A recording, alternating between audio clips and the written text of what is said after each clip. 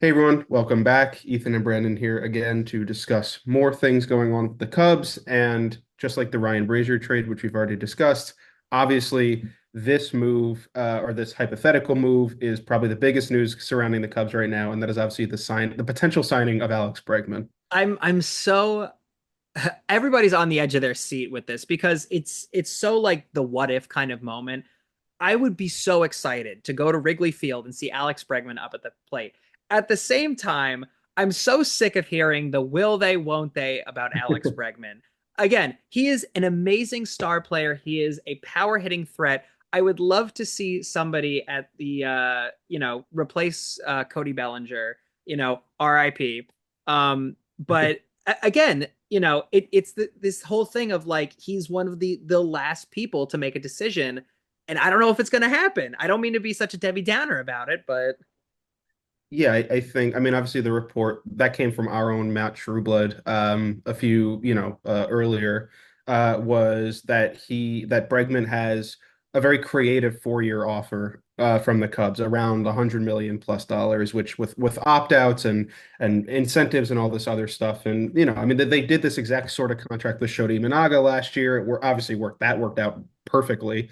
So, I think that obviously Bregman's going to make the Cubs better. He would make any team in baseball better. That includes the Dodgers, and that's the best. They have the best player at every position. So signing a guy like this for the middle of the lineup gives the Cubs a lot of more. It lengthens the lineup a lot. You have Kyle Tucker in the middle. You have Alex Bregman in the middle. You have Seiya Suzuki, Ian Happ, all these guys. It just makes the lineup better.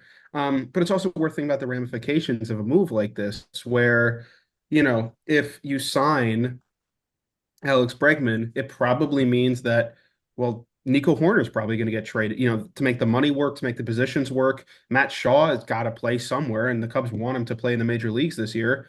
If it's not third base, it's going to be second base. So there's just ramifications to these things that make them feel unlikely. The whole qualifying offer business, the idea that, Bregman's going to have opt-outs every single year.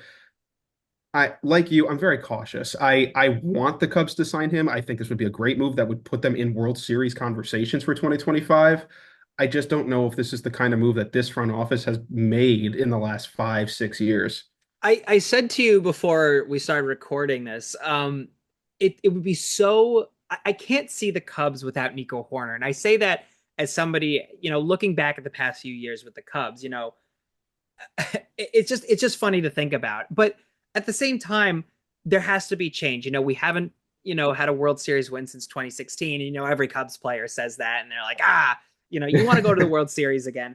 But is that the right choice to say, we want Alex Bregman so badly because he is such a great player, but to sacrifice people like Nico Horner, is that the right choice? It's such a catch-22.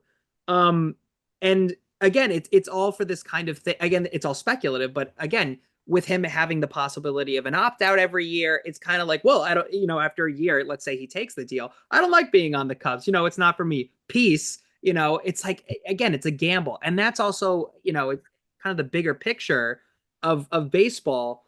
It's all a money game at the end of the day. And I Yeah. think that's what makes the sport so interesting. It's not just, let's hit a ball and see how far it goes. It's all about that cashish, baby.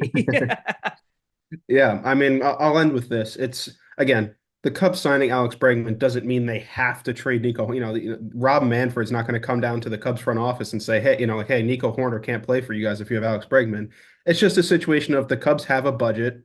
It may be too low given their status as a very big market team, but that's another conversation. But the Cubs have a budget. They only have so many players they can fit on the roster. Matt Shaw is ready for the major leagues. He's going to play.